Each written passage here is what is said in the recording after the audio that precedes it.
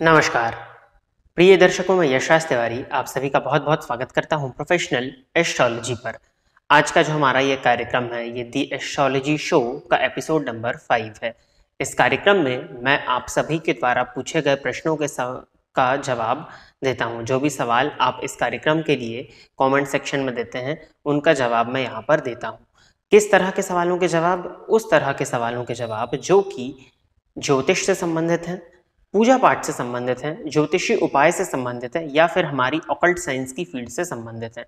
तो अगर आप भी चाहते हैं कि आपके मन में जो प्रश्न है उनका जवाब मेरे द्वारा इस कार्यक्रम में दी एस्ट्रोलॉजी शो में दिया जाए, तो जो भी आपके मन में प्रश्न है ज्योतिष से संबंधित, ज्योतिषी उपाय से संबंधित, ऑकल्ट साइंस से संबंधित, पूजा पाठ से संबंधित, तो वो आप इस कार्यक्रम में पूछ सकते हैं। अपने क्वेश्चंस को इस वीडियो के कमेंट सेक्शन में दे दीजिए, लिख करके दे दीजिएगा कि दी एस्ट्रोलॉजी शो के लिए आप पूछ रहे हैं। और जैसे ही नेक्स्ट प्रोग्राम आता है या इस प्रोग्राम का नेक्स्ट एपिसोड आता है उसमें आपके सवाल का चयन हो जाएगा। अब हम बिना विलंब के अपने आज के इस कार्यक्रम की शुरुआत करते हैं। और जो पहला प्रश्न है ये पार्था सारथी लोध जी ने पूछा है कि सर नमस्ते, अगर मकर लग्न में शनि 8th हाउस में हो और Mars and sun 2nd house में हो तो क्या रिजल्ट अच्छा अथवा बुरा होगा? इनका कहना है कि मकर लग्न की जन्म कुंडली है जिसमें शनि लग्नेश बन जाते हैं जो कि जाकर के अष्टम भाव में बैठे हैं। तो वैसे भी अष्टम का शनि जातक को संघर्ष कराता है। अब लग्नपति बने हुए शनि जाकर के अष्टम भाव में बैठेंगे तो ये अवयोग होगा और ये आजीवन संघर्ष की स्थिति को तो प्रदर्शित करता है। कार्यक्षेत्र में नाना प्रकार की परेशानियां। और मार्स एंड सन, अब इस कुंडली में अष्टमपति सूर्य होते हैं और मंगल जो है मार्स यानी कि जो आपने कहा है वो लाभेश और चतुर्थेश होकर के द्वितीय स्थान में बैठे हैं। तो हुआ तो ये महाधन योग।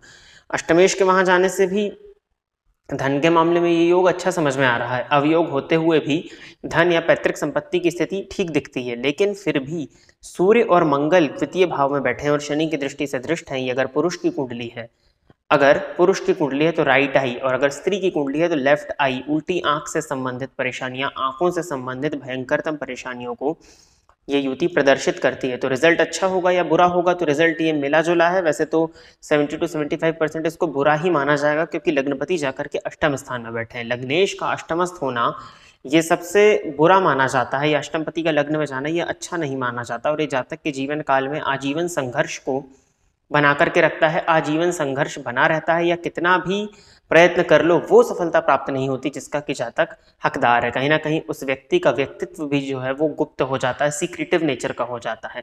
ये अलग बात है कि साधना इत्यादि के क्षेत्र में ऐसे लोग अगर आगे बढ़ते हैं, ऑकल्ट साइंस में, ज्योतिष इत्यादि में भी आगे बढ़ते हैं तो उनको सफलता मिलती है। लेकिन जहाँ बात आती है करियर की, प्रोफेशन की, तो वहाँ पर परेशानियाँ होती हैं। तो इसको 70 to 75% बुरा ही कहेंगे, बाकी जो है वो अच्छा है। दूसरा प्रश्न भी इन्होंने ही किया हुआ है। नमस्कार और थैंक यू इन्होंने लिखा है कि अच्छा, पिछले प्रश्न के लिए ये होगा, क्या एक साथ 2 पुखराज पहना जा सकता है? क्या इससे ज़्यादा लाभ मिलने की उम्मीद है? 2 क्यों, आप 4 पहने, आप 8 पहने, क्या फ़र्क पड़ता है? देखिए, 2 ऐसा नहीं है कि 1 पहनेंगे तो कम लाभ होगा और 2 पहनेंगे तो ज़्यादा लाभ और 10 पहनेंगे तो बहुत ज़्यादा लाभ। ऐसा कुछ भी नहीं होता। सबसे पहले रत्न के उसको समझने की कोशिश करिए कि रत्न के काम करने का मैकेनिज्म क्या होता है। जैसा कि मैंने बताया कि ये जो ग्रह हैं, नवग्रह हैं, और ये हर ग्रह किसी न किसी तत्व को प्रदर्शित करते हैं। वही तत्व जिन तत्वों से मिलकर के हमारा शरीर बना है। अब जब आपकी कुंडली में पुखराज की बात हो जाती है तो हमको समझ में आता है कि आपकी जन्म कुंडली में गुरु का रत्न या गुरु जो ग्रह है आपकी कुंडली में वो अच्छा है या वो आपको लाभ प्रदान कर सकता है। फिर उसकी हम प्लेसमेंट देखते हैं। अगर वो प्लेसमेंट भी अच्छी होती तब हम आपको सलाह देते हैं कि आप पुखराज धारण करिए। उससे क्या होगा, गुरु का तत्व आपके शरीर में बढ़ेगा तो वो जो भाव, जिस भाव से गुरु का संबंध बन रहा है वो भाव भी आपके लिए जागृत माना जाएगा और उससे संबंधित परिणाम जो हैं, जो फल हैं, आपको ज्यादा मात्रा में आसानी से प्राप्त हो सकेंगे। तो आपको वो तत्व की आवश्यकता होती है, तो उस तत्व के लिए पुखराज को पहनाया जाता है आपके राइट हैंड की इंडेक्स फिंगर में। तो यहाँ जो हमारे पोर्स होते हैं, इससे उससे जो रेडिएशन आता है रत्न से वो आपकी बॉडी में जाता है। उस रेडिएशन से वो तत्व आपके शरीर में बढ़ जाता है। अब जब एक रत्न से ही काम बन रहा है तो 2 क्यों पहनेंगे, क्या फर्क पड़ेगा? और 2 पहनेंगे तो वो बेढंगा भी दिखेगा। अगर आप देखें पहले के समय में या बहुत पुराने समय में हम चले जाते हैं तो राजा महाराजा ही जो थे वो रत्नों को धारण करते थे।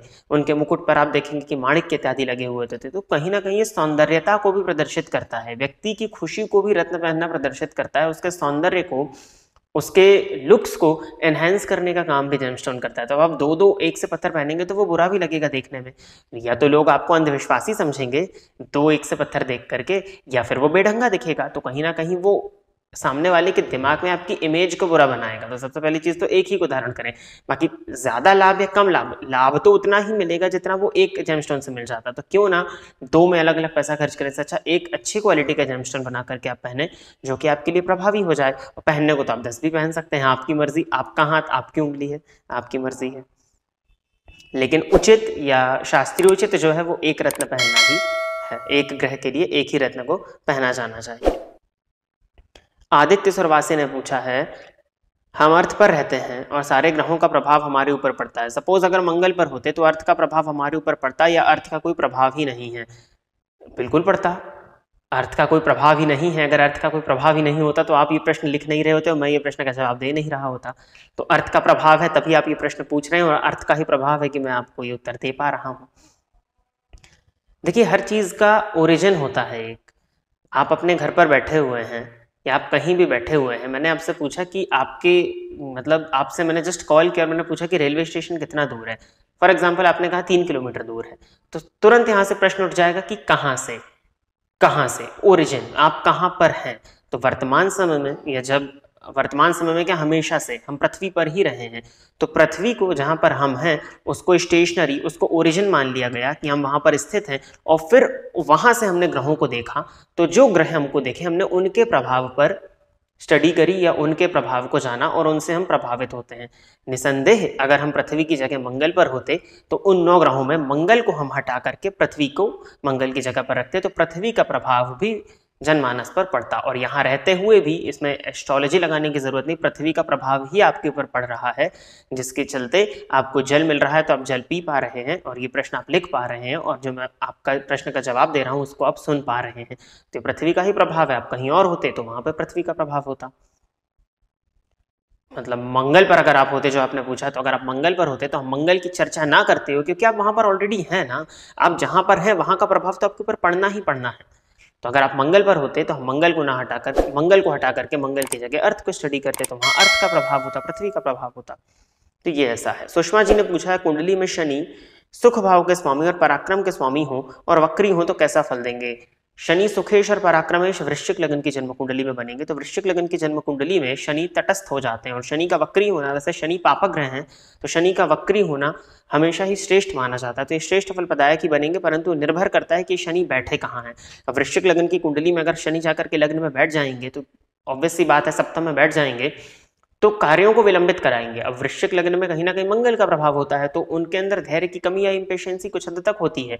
तो शनि अगर लग्न में बैठे हैं, सप्तम में बैठे हैं या लाभ भाव में बैठ करके वक्री हुए हैं तो कहीं ना कहीं चीजों को विलंबित करने लगेंगे और विलंब के चलते इसको बहुत अच्छा नहीं माना जाएगा क्योंकि व्यक्ति का व्यक्तित्व जो है वो उस व्यक्तित्व से उस व्यक्ति को दूर ले जाने लगेंगे, व्यक्तित्व से दूर करने लगेंगे ना। क्योंकि व्यक्ति चाहेगा कि सब कुछ जल्दी हो जाए, शनि चाहेंगे कि सब कुछ विलंबित हो, तो व्यक्ति अंदर ही अंदर परेशान होने लगेगा। तो जब आप खुद से ही परेशान है तो उस प्लेसमेंट को अच्छा कहाँ माना जाएगा। तो शनि का वक्री होना इस लग्न में अच्छा है, परंतु प्लेसमेंट को हमको देखना होगा कि वो शनि कहाँ बैठे हुए हैं। सौम्य शर्मा ने पूछा है कि कन्या राशि बुध की है और वो शुक्र के मित्र हैं, तो कन्या राशि में शुक्र नीच के क्यों हो जाते हैं? बहुत बढ़िया प्रश्न आपने किया है। शुक्र को समझना होगा, शुक्र भोग का कारक है और शुक्र भोग को उच्चता कहाँ मिलती है? गुरु के घर में जाकर के मिलती है। आध्यात्म में ही भोग को जो है वो उच्चता प्राप्त होती है। जो भोग है वो आप कब तक करेंगे? एक समय तक ही करेंगे, एट लास्ट तो आपको आध्यात्म की तरफ ही जाना होगा। अब रही बात वो मित्र हैं, बुध जो है वो मित्र हैं, तो उनके घर में ही शुक्र नीच के क्यों होते हैं? तो इसको दो कारणों से समझिए। एक कारण तो मैंने बहुत पहले जब वीडियोस बनाए थे तब बताया था कि बुध जो है वो बालक ग्रह है और शुक्र जो है वो भोग का कारक, ऐश्वर्य का कारक या सौंदर्य का कारक है। अब एक छोटा सा बालक है, उसके सामने एक सजी धजी महिला भी अगर आती है, एकदम सौंदर्यता उसके सामने हम रखते हैं तो उसको कोई बहुत ज्यादा फर्क नहीं पड़ेगा। तभी तो बुध को नपुंसक ग्रह की संज्ञा दी हुई है ना। तो बालक के घर में जाकर के शुक्र का कोई मोल नहीं रह पाता या उसकी जो सुंदरता है उस सुंदरता की तारीफ वहां पर नहीं हो पाती, इसलिए शुक्र को कन्या राशि में नीच का माना गया। एक कारण तो यह है जो कि आप समझ सकते हैं। दूसरी चीज यह है कि कन्या राशि, कन्या का जब आप चिन्ह को देखेंगे तो कन्या का अर्थ मतलब होता है कुमारी कन्या, और शुक्र जो है वो कहीं ना कहीं रिलेशनशिप्स को प्रदर्शित करते हैं। तो कुमारी कन्या का रिलेशनशिप से क्या लेना देना? अगर वहां पर शुक्र जाएंगे तो ऑब्वियस सी बात है कि जहां पर उनका कोई लेना देना ही नहीं है वो वहां पर नीच के हो जाएंगे। तो ये कारण है। तीसरा कारण, ग्रह के नीच से आप क्या समझते हैं या ग्रह के उच्च होने से आप क्या समझते हैं? हमेशा ग्रह का उच्च होना भी बहुत अच्छा नहीं माना जाता और हमेशा ग्रह का नीच होना भी बहुत बुरा नहीं माना जाता। यदि किसी भी व्यक्ति की जन्म कुंडली में कोई ग्रह उच्च राशि में बैठा हुआ है तो वो उस व्यक्ति को आध्यात्मिक विकास की तरफ भेजेगा या आध्यात्मिक विकास को मजबूत प्रदर्शित करेगा, और नीच का ग्रह अगर है तो वो आध्यात्मिक विकास को कमजोर प्रदर्शित करेगा। अब शुक्र जैसा भोगात्मक ग्रह कन्या राशि में जाकर के नीच का हो जाएगा तो ऐसा व्यक्ति अति भोगी हो जाएगा। अब अति भोग करना कहीं ना कहीं उसको रोक देगा, तो उसके स्वास्थ्य से संबंधित परेशानियां और अति भोग करने के चलते आध्यात्मिक विकास उसका बाधित होना, कहीं ना कहीं बाधित, उसका आध्यात्मिक विकास जो है वो बाधित माना जाएगा। इसके चलते शुक्र को यहाँ पर नीच का कहा गया, क्योंकि ज्योतिष जो बनाया गया था वो मेनली व्यक्ति के आध्यात्मिक विकास को बढ़ाने के लिए ही बनाया गया था। अब अगर शुक्र उच्च राशि में बैठते हैं मीन राशि में जाकर के तो वो उच्च हो जाएंगे, तो व्यक्ति के आध्यात्मिक विकास को बढ़ाएंगे, भोग की रुचि कम हो जाएगी, तो कम हो जाएगी जिसके चलते या भोग भी होगा, और जैसे जैसे उसकी उम्र बढ़ेगी तो भोग के बाद में उसकी रुचि अध्यात्म की तरफ जाएगी और उसका आध्यात्मिक विकास मजबूत होगा। इसलिए कन्या राशि में होने के चलते भोग की अधिकता हो जाती है और आध्यात्मिक विकास कमजोर हो जाता है, अतः शुक्र को कन्या राशि में नीच का माना जाता है। तो ये तीन कारण है, तीनों ही आप समझ सकते हैं। एक और प्रश्न है VK1817। अच्छा, इस कुंडली से मतलब ये जो इनका है, इनके विषय में आप लोगों को जानना चाहिए और ये तो देख ही रहे होंगे। हमारा एक कार्यक्रम चलता है निःशुल्क जन्म कुंडली अध्ययन का। उस निःशुल्क जन्म कुंडली अध्ययन में किसी एक व्यक्ति का मतलब सब्सक्राइबर्स में से एक व्यक्ति को एक बार एक प्रश्न पूछने का निःशुल्क मौका मिलता है, तो वहां नाम के साथ में कुंडली आती है। तो ये जो पर्सन है इनका, कभी ये राहुल सिंह बन जाते हैं, कभी इनका नाम यश हो जाता है। 2004 के जन्म बालक ही है ये, और नाम बदल के भ्रमित करने का काम करते हैं। अभी इन्होंने अपनी आईडी का नाम चेंज करके VK1817 कर दिया। कभी ये राहुल सिंह के नाम से प्रश्न करेंगे, कभी आईडी के नाम से प्रश्न करेंगे, कभी यश नाम से प्रश्न करेंगे। छोटे हैं, 2004 के ही हैं, इनको लगता है कि सारी समझदारी इन्हीं को है।